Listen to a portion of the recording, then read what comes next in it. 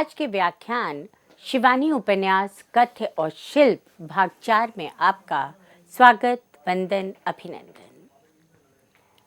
शिवानी के पात्र घुटन, चिंता से त्रस्त रहते हैं।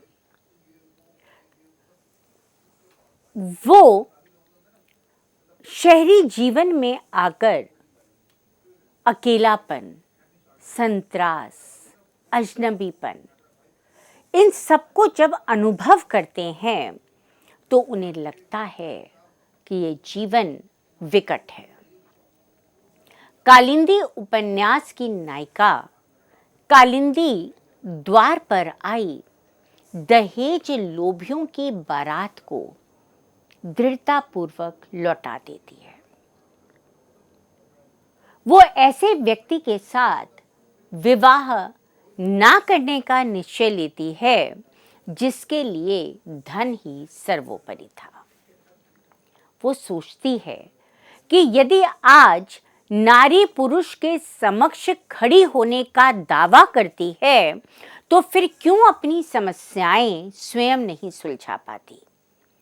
क्यों अभी भी घर्षिता, शोषिता नारी समाचार पत्रों का समर्थन चाहती है? इस तरह से शिवानी की पात्र अपने आप को दृढ़तापूर्वक समाज के सामने उद्घाटित करने का प्रयास करते हैं।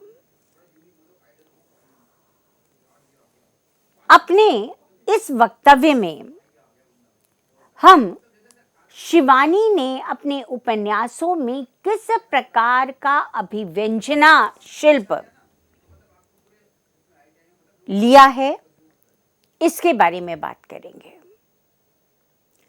उपन्यास लेखिकाओं ने अपनी रचनाओं में कथा वस्तु से लेकर अभिव्यंजना शिल्प तक में अपनी मौलिकता की छाप छोड़ी है। डॉक्टर हर्ष नारायण नीरव भाषा और शिल्प के संबंध को स्पष्ट करते हुए बताते हैं कि रचना के दो पक्ष हैं, अंतर्बोध और अभिव्यक्ति। अंतर्बोध रचना की आत्मा है और अभिव्यक्ति उसका शारीरिक प्रतिमान। अभिव्यक्ति का उपादान तत्व है भाषा, और भाषा अपने जिस व्याकरण व विज्ञान से अंतर्बोध को स्वरूप प्रदान करती है वह है उसका शिल्प। महिला उपन्यासकारों ने जीवन की विषमताओं को, विशृंखलताओं को, विघटित होते जीवन मूल्यों को, आर्थिक राजनैतिक परिदृश्यों को अपनी रचनाओं में उभारने की कोशिश की। अपनी समकालीन प्रतिष्ठित लेखिकाओं मनु भंडारी, सूर्यबाला, उषा प्रेमवदा, कृष्णा सोबती, मालती जोशी, दीप्ति खंडेलवाल, शशि प्रभा शास्त्री, इन सब में शिवानी ने अपने कथानक और भाषा शैली के कारण सफलता प्राप्त की है।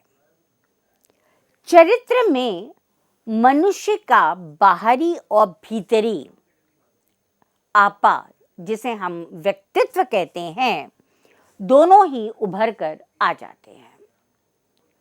बाहरी आवरण में मनुष्य का आकार प्रकार, वो किस प्रकार की वेशभूषा धारण करता है, उसका आचार विचार क्या है, रहन सहन कैसा है, वो किस प्रकार से बातचीत करता है, ये विशेष रूप से उसके बाहरी व्यक्तित्व के अंग हैं। शिवानी ने विषयानुरूप पात्रों का चयन किया। ग्रामीण शहरी पात्र अपनी चारित्रिक विशेषताओं को लेकर उपस्थित हो कथा प्रवाह को विकसित करने में सफल रहे हैं। शहरी अभिजात वर्ग के संपन्न पात्रों में कहीं ना कहीं हमें अहंकार, स्वार्थ, अकेलापन, पीड़ा, कुंठा दिखाई देती है। अतिथि उपन्यास का प्रमुख पात्र कार्तिक मंत्री पुत्र होने के कारण अभिमान से भरा हुआ है। वह विलासी प्रवृत्ति का है और इसलिए उसकी पत्नी जया उसे छोड़कर चली जाती है। ग्रामीण पात्रों में अगर हम देखें तो कालिंदी उपन्यास की अन्नपूर्णा, रथ्या उपन्यास की बसंती, मायापुरी उपन्यास की शोभा और पूतोवाली उपन्यास की सावित्री, इन सब के माध्यम से लेखिका ने ग्रामीण परिवेश में पले बड़े अपने पात्रों की सहजता, सरलता, निस्वार्थ प्रेम को अभिव्यक्त किया है। किंशुली उपन्यास में लेखिका की उक्ति है, भले ही मेरे गुरु की अशांत क्षमादान वंचिता आत्मा अनंत काल तक भटकती रहे, भोली पति परायण काकी के विश्वास मंदिर में प्रतिष्ठित उनके देवोपम पति की मूर्ति को मैं गजनवी की सी हृदयहीनता से खंडित नहीं कर पाऊंगी। लेखिका ने नारी के विभिन्न रूपों, विशेषकर पतिपरायण रूप, सेविका रूप, चरित्रवान और कुल्टा, दोनों ही रूपों को उन्होंने अपने उपन्यासों में वर्णित किया है। आदर्श नारियों में हम मायापुरी की शोभा, कालिंदी उपन्यास की कालिंदी, चल खुसरो घर आपने की कुमुद और कैंसा उपन्यास की नंदी को ले सकते हैं। इसी तरह से स्वार्थी या कुल्टा प्रवृत्तियों से युक्त नायिकाओं में विषकन्या उपन्यास की कामिनी को उदाहरण स्वरूप लिया जा सकता है। कामिनी अपनी बहन दामिनी जैसा रूप रंग होने से अपने जीजा जी को ही अपने रूपाकर्षण में आबद्ध कर लेती है। शिवानी ने नायिकाओं के साथ साथ आदर्श पुरुष पात्रों को भी अपने उपन्यासों में स्थान दिया है। इस दृष्टि से सुरंगमा उपन्यास का रॉबर्ट लक्ष्मी को अपने घर रहने के लिए न केवल जगह देता है, उससे विवाह कर उसकी अवैध संतान को भी अपना नाम देता है। शिवानी जी ने अपने उपन्यासों में भ्रष्ट नेताओं, पोंगा पंडितों की वास्तविकताओं को उद्घाटित कर उन पर करारा व्यंग किया है। मायापुरी उपन्यास में सत्ता और धन के अभिमान से चूर नेता तिवारी बलपूर्वक सावित्री का विवाह सतीश से कराने में सफल हो जाते हैं।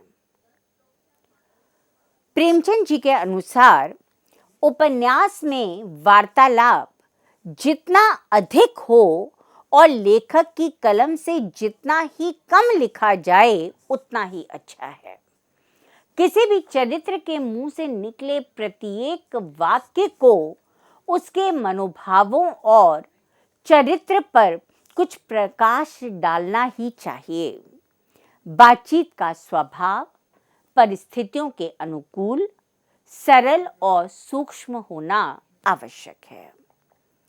शिवानी जी ने सामान्यतः सरल, सहज, पात्रानुकूल, व्यवहारिक संवादों की योजना की है, किंतु सरल होने पर भी ऐसा कहीं नहीं है कि उनके संवाद संप्रेषण में बाधा उत्पन्न करते हों।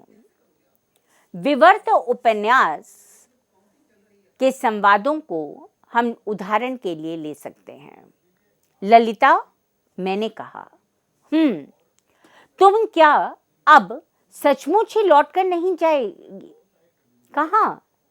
सब कुछ समझकर भी वह अनजान बन गई।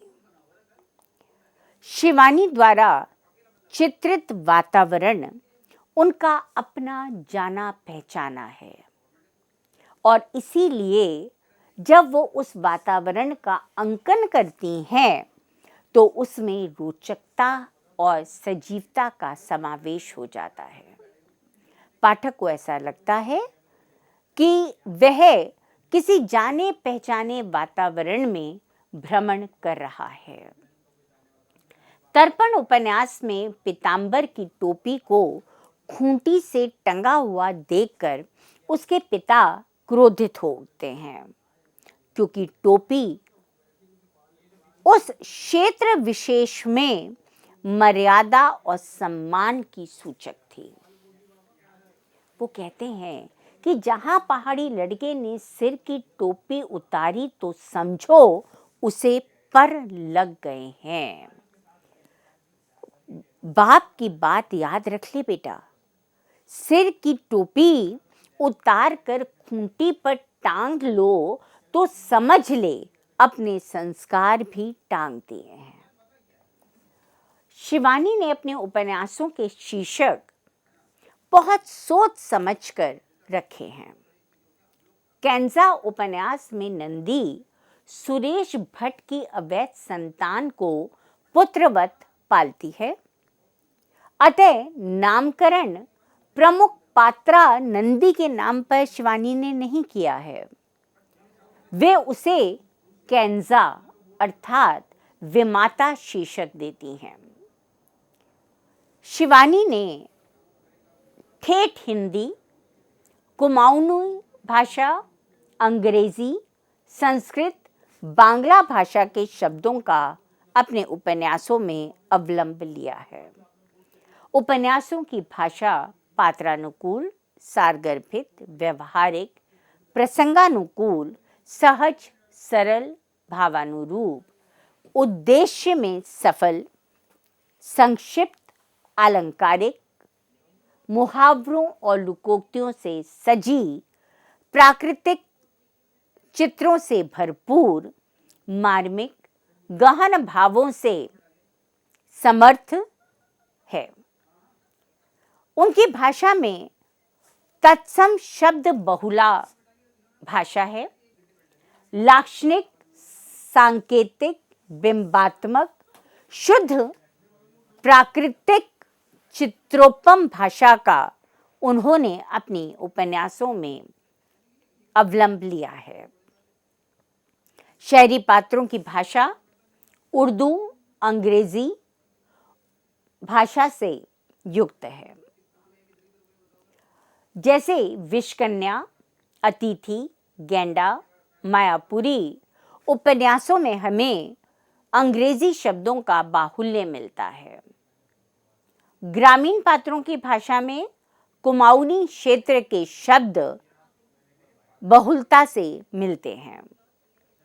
डॉक्टर पुष्पाल सिंह के मतानुसार शिवानी की भाषा में विशेषतः अपनी नायिकाओं का रूप चित्रण करते समय जो फोटोग्राफिक डिटेल्स देने वाली सूक्ष्म चित्रात्मक शक्ति और पहाड़ी सरिता सा कल कल करता तीव्र प्रवाह है, वह अपने साथ पाठक को भी बहा ले जाने की क्षमता रखता है। भावों को अभिव्यक्त करने के लिए शिवानी जी ने विभिन्न शैलियों का प्रयोग किया है। विवरणात्मक, डायरी, पत्रात्मक, आत्मकथात्मक इत्यादि शैलियां उनके उपन्यासों में देखी जा सकती हैं। शिवानी जी ने सामान्यतः अभिजात्य वर्ग के लिए लेखन किया। उन्होंने तदनुरूप संस्कृत शब्दों का निसंकोच प्रयोग किया है। शिक्षित समुदाय की भाषा में अंग्रेजी शब्द ज़्यादा मिलते हैं। मायापुरी उपन्यास के नगरीय पात्रों की भाषा संस्कृतनिष्ठ है। उपन्यास के तिवारी जी की उक्ति है कि आज की पुण्यतिथि से बढ़कर और कोई शुभ तिथि नहीं हो सकती। आओ बेटा मैं तुम्हें अपने हाथ से तिलक कर दूं। महानगरीय संस्कृति में पात्र सहज रूप में, सामान्य रूप में अंग्रेजी शब्दों का प्रयोग करते हैं। लेखिका ने भी अपने शहरी पात्रों की भाषा में प्रवाह उत्पन्न करने के लिए अंग्रेजी शब्दों का अवलंब लिया है। जैसे सुरंगमा उपन्यास में लेखिका ने लिखा, now tell me Bobby, did you get her into trouble? I swear Veronica, पर कैसी बात कर रही हो तुम, एकदम बच्ची है बेचारी। लेखिका ने ध्वन्यात्मक शब्दों का प्रयोग कर भाषा के सौंदर्य में अभिवृद्धि की है। पढ़ी लिखी होकर भी क्या मैं इतनी मूर्ख हूं कि नजूमी ज्योतिषियों की बात का विश्वास करूं? क्यों? है ना ठीक, ऐसा कभी हो सकता है? सक सक, ये सक सक जो शब्द है ये ध्वन्यात्मक शब्द है। शिवानी जी ने मुहावरों, कहावतों, सूक्तियों का भी प्रचुर मात्रा में प्रयोग किया। इससे उनकी भाषा में स्वाभाविकता के साथ साथ प्रवाह की उत्पत्ति हुई है। मुहावरों की दृष्टि से उंगली चाटती अहल्या कल्पना के उस स्वर्ग के सिंहासन पर बैठी बिस्कुट खा रही थी। कहावतें देखिए, देश ऊंट की सी पार्श्व परिवर्तनी मुद्रा में कब किस करवट बैठेगा, इसका चतुर संघानी भी अनुमान नहीं लगा पा रहे थे। शिवानी ने अपनी भाषा को समृद्ध करने के लिए स्थान स्थान पर सूक्तियों का भी प्रयोग किया है। इससे भाषा में अर्थ ग्रहण करने की क्षमता का विकास हुआ। पारंपरिक सूक्तियों के अतिरिक्त लेखिका ने मौलिक नवीन सूक्तियों का भी गठन किया है। उदाहरण देखिए, विपत्ति के क्षण में मनुष्य विधाता के अस्तित्व को कैसे स्वयं ही जान लेता है। भूख लगने पर नवजात शिशु क्या जन्मदायिनी के स्तन को स्वयं ही नहीं ढूंढ लेता। पुराने प्रतीक आज धीरे धीरे अपना अर्थ खोने लगे हैं। अतः नए प्रतीकों का अन्वेषण कर मौलिक प्रतीकों का स्वाभाविक गठन करना आवश्यक हो जाता है। विवाह के बाद कन्या का ससुराल जाकर निर्विरोध वहां के वातावरण में रम जाना, इसे लेखिका ने खूंटे की गऊ के प्रतीक के रूप में अभिव्यक्त किया है। इसी प्रकार से गैंडा उपन्यास में गैंडा संवेदनहीनता, स्वार्थी स्त्री का प्रतीक बनकर उभरा है। लेखिका ने अलंकारों से अपनी भाषा को सौंदर्य प्रदान किया है। उपमा अलंकार का उदाहरण देखिए, उसका कंठ स्वर ट्रांसमीटर के फेल हो गए रेडियो से विलीन होते स्वर की भांति कुछ क्षणों तक विलीन हो गया। पहाड़ी क्षेत्रों में विभिन्न आयोजनों में गाए जाने वाले लोक गीतों, जैसे यज्ञोपवीत संस्कार के समय, विवाह के समय, जात कर्म संस्कार के समय या 12 मासी तीज त्योहार के समय विभिन्न प्रकार के सुंदर विषयानुरूप गीत गाए जाते हैं। लेखिका ने अपने उपन्यासों में स्थान स्थान पर इन लोक गीतों का भी सहारा लिया और इससे उनके उपन्यासों में हमें उस संस्कृति विशेष के दर्शन होने लगते हैं। उदाहरण देखिए, अतिथि उपन्यास का उदाहरण है, मैं तो चंदा जैसी नार सैया क्यों लाए सौतनिया, जो मैं होती कानी कूनी ले आते सौतनिया, मेरे नैन कंटीले हाय सैया क्यों लाए सौतनिया। विवाह के उपरांत पति जब किसी अन्य स्त्री के आकर्षण में बद्ध हो, उससे प्रेम करने लगता है, तो पत्नी उसे कचोटते हुए अपनी पीड़ा अभिव्यक्त करती है कि मेरे में मैं इतनी सुंदर हूँ, मेरे नैन इतने तीखे हैं, मैं तुम्हें प्रेम भी करती हूँ, फिर तुम सौतन को क्यों लेकर आए। इस प्रकार से हम देखते हैं कि हमें शिवानी जी के उपन्यासों में कथ्य की दृष्टि से उस समय के समाज में जिन समस्याओं से मनुष्य जूझ रहा था, चाहे वो स्त्री शिक्षा संबंधित समस्या हो, सती प्रथा हो, बाल विवाह हो, अनमेल विवाह हो, वैश्या समस्या हो, या फिर जाति पाति की समस्या हो, इन सब का उन्होंने अंकन किया है। ऐसे ही राजनीतिक क्षेत्र में किस प्रकार से भ्रष्ट राजनीतिक माहौल था, नेता भ्रष्ट थे, केवल अपने बारे में सोचते थे, धार्मिक दृष्टि से किस प्रकार से कर्मकांडों का बाहुल्य था, अंधविश्वास से मनुष्य पूरी तरह से उसमें उलझा हुआ था, इन सब का उन्होंने चित्रण किया है। ऐसे ही उन्होंने शिल्प की दृष्टि से अपनी भाषा को न केवल विभिन्न भाषा के शब्दों से एक प्रकार से उन्होंने परिपक्व किया, सौंदर्य में वृद्धि की, उन्होंने अलंकारों का, मुहावरों का, लोकोक्तियों का, सूक्तियों का सहारा लिया और संस्कृति सभ्यता को उभारने के लिए उन्होंने क्षेत्र विशेष के लोकगीतों का भी अपने उपन्यासों में अंकन किया है। इस तरह से उनके उपन्यासों को पढ़कर हमें वहाँ की संस्कृति और सभ्यता दोनों का ही पता चल जाता है। अपने अगले वक्तव्य में हम मैत्रेयी पुष्पा के कथा साहित्य को लेकर आपके समक्ष उपस्थित होंगे। तब तक के लिए धन्यवाद।